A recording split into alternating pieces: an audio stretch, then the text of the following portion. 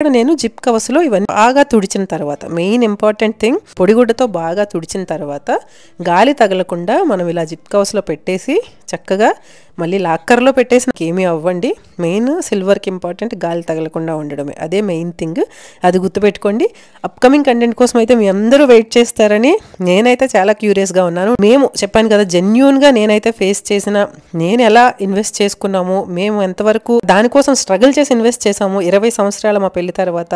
So ఇవన్నీ కూడా ఈ వీడియోలో మీ అందరి కోసం నేను ఈ వీడియోలో అయితే అందించాను అనమాట. అలాగే కోల్గేట్ పౌడర్ పెట్టాను కదా, కోల్గేట్ పౌడర్తో కూడా చాలా నీట్గా వస్తాయి. మనకి సిల్వర్ షాప్స్లో ఎక్కువగా కోల్గేట్ పౌడర్నే వాడతారు. అంటే డ్రై క్లీనింగ్ అంటారు దాన్ని, జస్ట్ పౌడర్ పెట్టి క్లీన్ చేసి ఇచ్చేస్తారనమాట. ఇది వెట్ క్లీనింగ్, మనం చేస్తుంది వెట్ క్లీనింగ్. ఇదేంటి, అలాగే డ్రై క్లీనింగ్ కూడా చేసుకోవచ్చు పౌడర్తో. జస్ట్ అది పొడిగుడ్డు మీద వేసి అలా తుడిచేస్తే నీట్గా వచ్చేస్తాయి పౌడర్తో కూడా.